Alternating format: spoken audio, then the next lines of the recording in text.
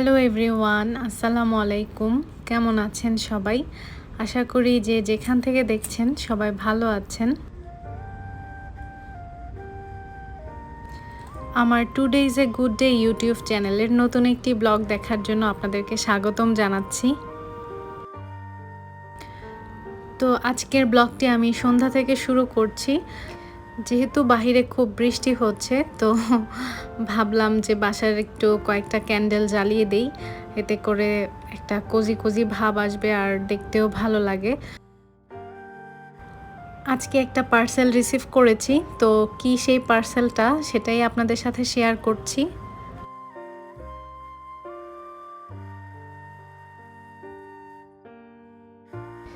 যে কোনো parcel unboxing করতে যে একটা আনন্দ লাগে, সেটা আসলে অন্য কোনো কিছুতে হয়তো পাওয়া যায় না। যখন আমরা একটা কোনো প্রোডাক্ট পছন্দ করে অনলাইনে অর্ডার করি আর অপেক্ষায় থাকি যে কতক্ষণে সেই জিনিসটা আমরা হাতের কাছে পাবো, তো যখন পেয়ে যাই তখন আর তর সয় না যে কতক্ষণে দেখব যে আসলে প্রোডাক্টটা যেরকম দেখেছিলাম সেরকম এসেছে কিনা। তো সে কারণে আমিও অনেক বেশি এক্সাইটেড ছিলাম।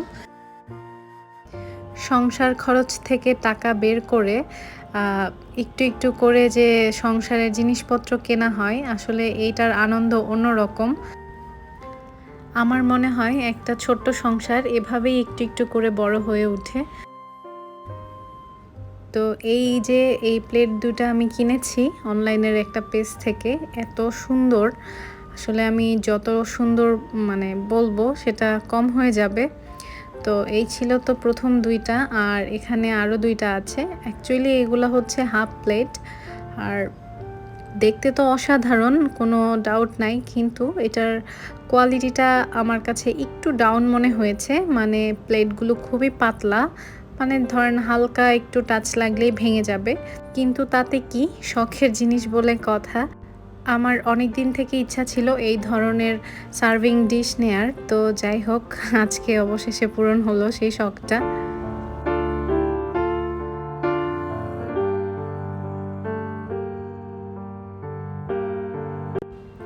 Good morning.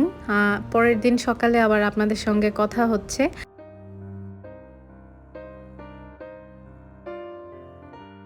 আজকে সকালে কোনো নাস্তা রেডি করতে ইচ্ছে করছে না, ওই যে বললাম যে মেঘলা দিন।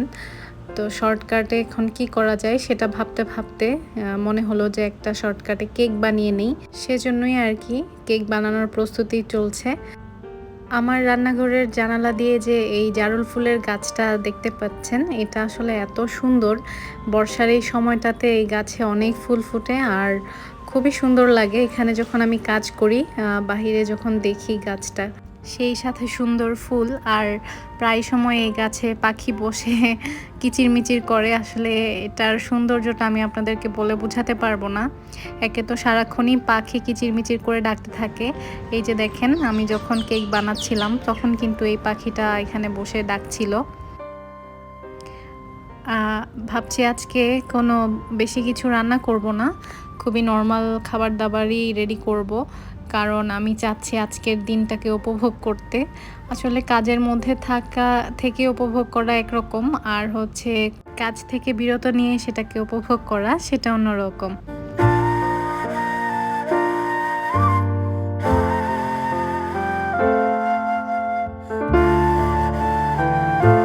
কথা বলতে বলতে তো আমার কেকের ব্যাটার একদমই রেডি হয়ে গিয়েছে, তো আমি এখন এটাকে ওভেনে বেক করতে দিয়ে দিব। আমি কিন্তু 10 মিনিট আগে ওভেনটাকে প্রিহিট করে নিয়েছি 10 মিনিটের জন্য। এই যে বেকিং ওভেনটা আপনারা দেখতে পাচ্ছেন, এটা কিন্তু আমরা আমাদের বিয়েতে গিফট পেয়েছিলাম। আসলে এই ধরনের গিফট যদি পাই ভালোই লাগে, তাই না? কেক বানাতে দিয়ে চলে আসলাম বেডরুমে। এখন হচ্ছে বেডরুমটাকে একটু গুছিয়ে নিব। ওই যে বলেছিলাম আজকে একটা সুন্দর দিন কাটাবো, সেই জন্য বিছানার চাদরটাও কিন্তু চেঞ্জ করে নিচ্ছি। তো নতুন একটা সুন্দর বিছানার চাদর পেরে দিচ্ছি বিছানায়। তো আমার এই নতুন চাদরটা দেখতে কেমন হয়েছে আসলে আমাকে কমেন্ট করে জানালে খুশি হব। গজ কাপড়ের দোকানে গিয়েছিলাম যে মেয়ের বালিশের জন্য কাভার বানাবো সে কারণে।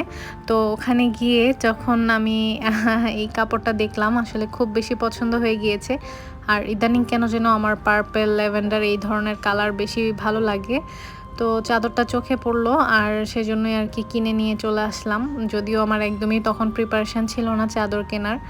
আমি একটা জিনিস খেয়াল করে দেখেছি, যখন একটা কোনো কিছু প্ল্যান করে কিনতে চাই তখন কিন্তু সেটা সহজে কেনা হয় না, কিন্তু যে জিনিসটা হুটহাট করে কিনে ফেলি সেটাই কিন্তু কেনা হয়ে যায়।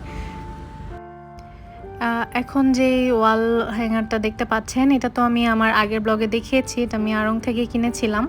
তো এটা আর হচ্ছে কিছুদিন আগে আমি এই মাটির ওয়াল হ্যাঙ্গারটা কিনেছিলাম। এটাতে মূলত হচ্ছে গাছ রাখার জন্য বা এমনি আপনি সাজাতে পারবেন গাছ ছাড়াও।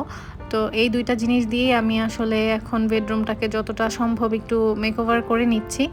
আর যেহেতু আগে থেকেই দুইটা এখানে পিন করা ছিল, তো আমি সেগুলোতেই লাগাচ্ছি, আমি এক্সট্রা কোনো কিছু করছি না। আর আমার কাছে এরকম একটা গাছ ছিল যেটা আমি টপটাতে রেখে দিয়েছি। এই তো আমার সিম্পল হচ্ছে বেডরুম মেকওভার আর কি, যেটা আপনাদের সাথে আমি শেয়ার করলাম।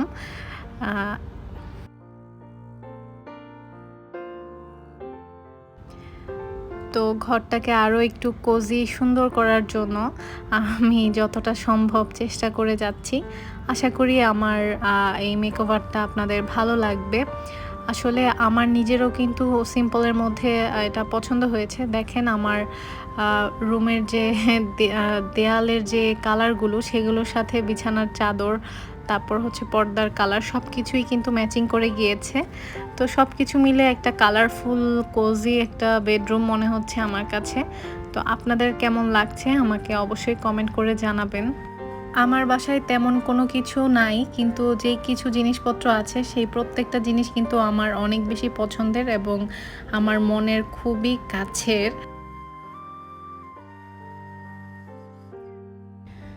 বেডরুম গুছাতে গুছাতে কিন্তু আমার কেকও হয়ে গিয়েছে।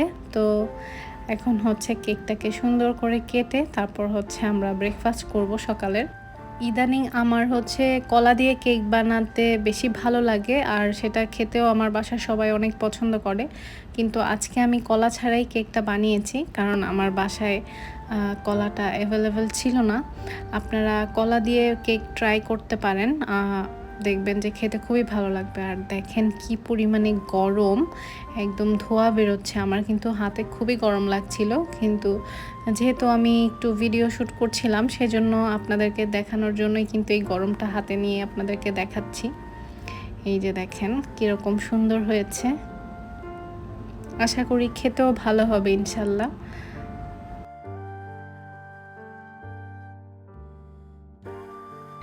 বাসার পাশে একটা ছোট্ট গ্রোসারির দোকান আছে, যেহেতু একটু বৃষ্টিটা থেমেছে তো ভাবলাম যে সেখান থেকে যে কিছু জিনিসপত্র কিনে নিয়ে আসি।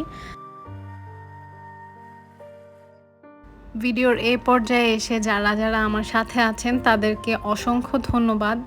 আমার আজকের ব্লগটি যদি আপনাদের ভালো লেগে থাকে তাহলে অবশ্যই আমাকে কমেন্ট করে জানাতে ভুলবেন না।